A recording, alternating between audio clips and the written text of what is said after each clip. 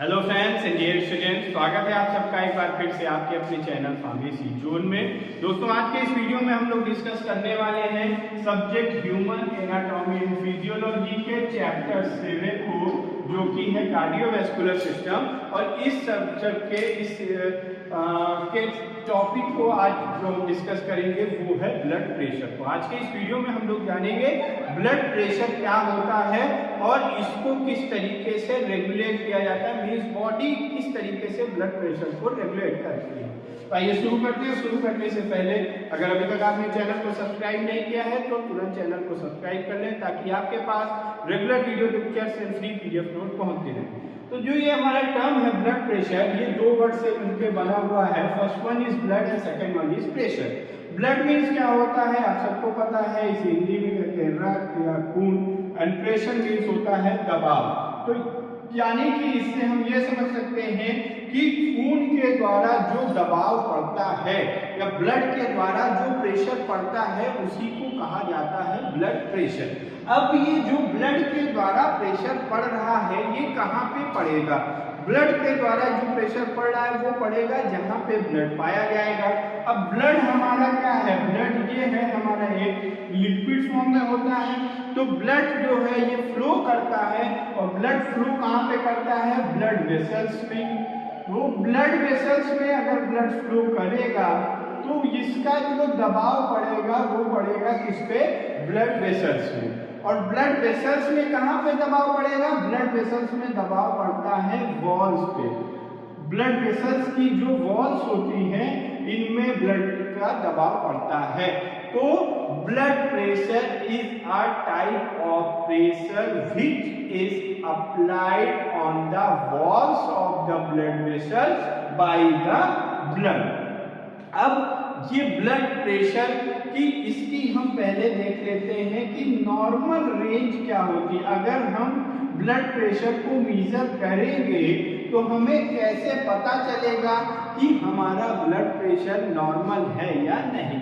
तो blood pressure की normal range होती है 120 से 80, 120 to 80 mmHg।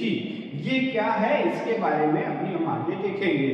तो ये जो है ये नॉर्मल रेंज है, मीन्स कि जो हमारा ब्लड वेसल्स में जो ब्लड फ्लो कर रहा है, अगर वो ब्लड फ्लो उसको नापने पे, उसको मेजर करने पे उसकी जो वैल्यू आ रही वो 120 to 80 आ रही, it means normal blood flow हो रहा है। अब ये नॉर्मल ब्लड फ्लो होने से क्या होगा?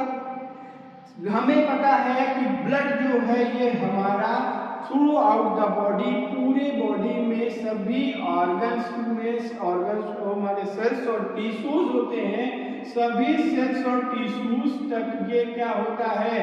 ये सप्लाई होता है। और सभी सेल और टिश्यूज को वर्क करने के लिए, यानी इनकी जो भी एक्टिविटीज है इनको करने के लिए जरूरत होती है किसकी? एनर्जी की। और एनर्जी इनको किस फॉर्म में मिलती है? एनर्जी इनको मिलती है ब्लड के द्वारा। ये ब्लड हमारा ये कैरी करता है ऑक्सीजन को और न्यूट्रिएंट्स को, और यही ऑक्सीजन और न्यूट्रिएंट ये हमारे सेल्स और टिश्यूज को क्या देते हैं? एनर्जी देते हैं। और उसी के साथ ये सेल्स और टिश्यूज का जो वेस्ट प्रोडक्ट होता है वो वेस्ट प्रोडक्ट होता है कार्बन डाइऑक्साइड। तो जो कार्बन डाइऑक्साइड वेस्ट प्रोडक्ट है इसको बॉडी से बाहर ले जाने का काम भी कौन करता है? ब्लड करता है। सेल्स और टिश्यूज से ले आके इसको लंग्स में छोड़ देते हैं, और लंग्स से फिर हम एक्सपायरेशन यानी एक्सहेल करके कार्बन डाइऑक्साइड को बाहर निकाल देते हैं। यानी हमारी बॉडी को प्रॉपर वर्क करने के लिए ब्लड की रिक्वायरमेंट है। ब्लड ही मेन है जो कि हमारी बॉडी को ऑक्सीजन और न्यूट्रिएंट्स प्रोवाइड कराता है। अब अगर ये जो ब्लड फ्लो हो रहा है ये नॉर्मल नहीं होगा, नॉर्मल ना होने के केस में इसमें दो चीजें हो सकती हैं। एक तो ये कि हमारा जो ब्लड फ्लो है वो हाई हो जाए या कम हो जाए। ये दोनों ही केसेस हमारे बॉडी के लिए हार्मफुल है। किस तरीके से हार्मफुल है इसको भी अभी हम डिस्कस करेंगे। तो अगर हमारा ब्लड प्रेशर ज्यादा हो जाता है, तो इसका मतलब है कि ब्लड वेसल्स में जो ब्लड फ्लो कर रहा है वो ज्यादा हो गया, यानी कि यहाँ मान लीजिए कि और इसको ब्लड प्रेशर को हम शॉर्ट फॉर्म में बीपी लिखते हैं। तो यानी कि जो नॉर्मल रेंज थी ब्लड प्रेशर की वो 120 से 80 है। अब अगर ब्लड प्रेशर हो जाता है 140 से 100 mmHg, तो इसे हम क्या कहते हैं, हाई बीपी। और इस हाई बीपी के केस में क्या होगा, यहाँ पे ब्लड फ्लो ज्यादा हो जाएगा।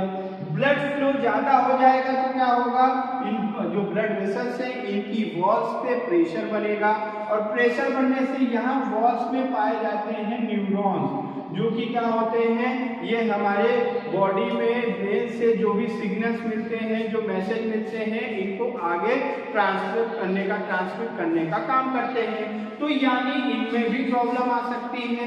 तो हाई बीपी रहने की केसेस में कई बार क्या हो जाता है, हमारी सेल डैमेज हो जाती है, या ये ब्लड वेसल रैप्चर हो जाते हैं, जिससे किसी भी पेशेंट को हार्ट अटैक के केस आ सकते हैं। और इवन ज्यादा टाइम तक बीपी हाई रहने पे ब्रेन स्ट्रोक के भी चांसेस रहते हैं, जिसमें कि पेशेंट की डेथ तक हो सकती है। तो ये हमारी बॉडी के लिए हार्मफुल सिचुएशन है। और वहीं पे अगर हमारा बीपी लो रहता है, लो बीपी का मतलब ये है कि 100 से 60 हो जाता है, ये जो दोनों सिचुएशन है, किसी भी पेशेंट का बीपी, उसको हाई ब्लड प्रेशर का मरीज या लो ब्लड प्रेशर का मरीज तब कहा जाता है जब ये सिचुएशन, ये जो कंडीशन है, ये एक लंबे समय तक बनी रहती है। किसी का भी बीपी बढ़ा तो बॉडी उसको रेगुलेट कर लेती है, जब बॉडी उसको रेगुलेट नहीं कर पाती है तब ये माना जाता है कि उसको हाई ब्लड प्रेशर की बीमारी है या लो ब्लड प्रेशर। अब अगर मान लीजिए किसी का बीपी लो हो जाता है, उस केस में क्या होगा, इन ब्लड वेसल्स में ब्लड सप्लाई कम हो जाएगी। ब्लड सप्लाई कम हो जाने से क्या होगा, जो ऑर्गन है, टिश्यूज हैं, इनको प्रॉपर ब्लड नहीं मिलेगा। प्रॉपर ब्लड नहीं मिलेगा तो उनको ऑक्सीजन सप्लाई कम हो जाएगी, न्यूट्रिएंट सप्लाई कम हो जाएगी, और बॉडी प्रॉपर वर्क नहीं कर पाएगी। पेशेंट जो है वीक महसूस करेगा, और वहां पे भी पेशेंट को अटैक आने के चांसेस हैं। तो ये हो गया हमारा कि बीपी के बढ़ने या घटने से क्या समस्या हो सकती है।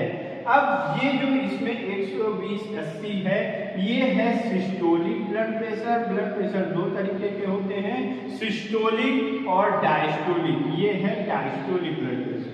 सिस्टोलिक ब्लड प्रेशर का मतलब है, या सिस्टोलिक प्रेशर का मतलब है कि जब हमारी आर्टरीज कॉन्ट्रैक्ट करती हैं, तो ड्यूरिंग कॉन्ट्रैक्शन जो प्रेशर पड़ता है उसे हम कहते हैं सिस्टोलिक। और डायस्टोलिक जब हार्ट हमारा पूरी तरीके से रिलैक्स करता है।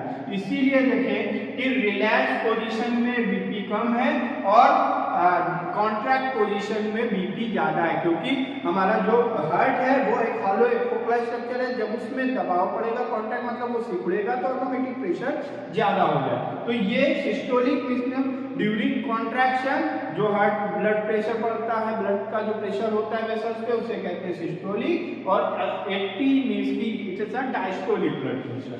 अब हम देखते हैं, और इस ब्लड प्रेशर को जो मेजर किया जाता है, ब्लड प्रेशर को मेजर करने का जो इंस्ट्रूमेंट है उसका नाम है स्फिग्मोमैनोमीटर। स्फिग्मोमैनोमीटर से हम इसको मेजर करते हैं। इसकी यूनिट है mmHg, मतलब कि मिलीमीटर ऑफ मरकरी। जो स्फिग्मोमैनोमीटर होते हैं, इसमें मरकरी होती है, वो मरकरी कितनी दूरी तक ट्रैवल करती है, वहां पे इस तरीके की डिजिट दी रहती है, उसी को कहते हैं हम mmHg। तो अब आते हैं, ये हो गया हमारा ब्लड प्रेशर के बारे में, क्या होता है ब्लड प्रेशर, क्या इसकी इंपॉर्टेंस है, क्यों कम ज्यादा नहीं होना चाहिए, क्या नॉर्मल रेंज है, और कैसे इसको मेजर करते हैं। अब हम जानते हैं regulation of blood pressure. Blood pressure किस तरीके से रेगुलेट होता है और बॉडी में ये अपने आप रेगुलेट होता है। तो इसकी दो तरीके की प्रोसेस है, एक शॉर्ट टर्म रेगुलेशन जो थोड़े समय के लिए होती है, मतलब हमारा बीपी बढ़ा और बीपी डाउन हो गया, नॉर्मल हो गया, then long term regulation. Short term regulation 3 तरीके से होती है। हमारी जो ब्लड वेसल्स होते हैं, यहाँ पे हमने भी बताया कि न्यूरॉन्स कुछ पाए जाते हैं, यानी कि कुछ रिसेप्टर्स पाए जाते हैं जो कि ब्रेन को सिग्नल देते हैं। तो यहाँ पे 3 तरीके के रेगुलेशन के रिसेप्टर्स हैं। एक पहला है baroreceptors, then second one is chemoreceptors and third one is high centres in brain. जो ब्रेन की जो एक्टिविटीज होती है, मीन्स जो हाई सेंटर्स इन ब्रेन, जो हाइपोथैलेमस होते हैं, वो कैसे कंट्रोल करते हैं। तो पहले बैरो रिसेप्टर्स क्या होते हैं, ये वहाँ पे ब्लड वेसल्स की वॉल्स पे पाए जाते हैं और ये प्रेशर से स्ट्रेच सेंसिटिव होते हैं। तो जैसे ही सेंसिटिव होते हैं और जैसे ही हमारी बॉडी में, जैसे ही हमारा ब्लड प्रेशर हाई होता है, वहां पे क्या पड़ता है, इन वेसल्स पे पड़ता है दबाव, और जैसे ही इन वेसल्स पे दबाव पड़ेगा तो ये बैरो रिसेप्टर्स एक्टिव हो जाएंगे, और ये बैरो रिसेप्टर्स एक्टिव हो जाएंगे तो यहाँ से ये मैसेज जाएगा ब्रेन के पास। ब्रेन के पास मैसेज जाने से क्या होगा कि ब्रेन के पास मैसेज जाएगा कि बैरो रिसेप्टर एक्टिव हो गए, यानी कि वेसल्स पे दबाव पड़ रहा है, यानी बीपी बढ़ रहा है।